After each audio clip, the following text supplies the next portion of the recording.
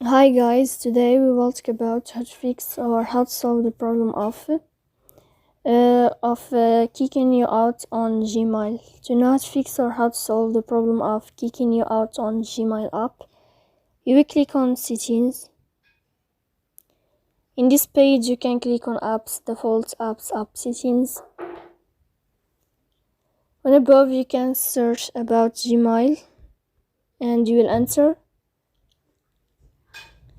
Then you can click on First Stop, and you can click OK. After that, you will enter to storage. Here you can click clear cache. In the end, you can go to Play Store. You can search about Gmail app here, and when you will find it,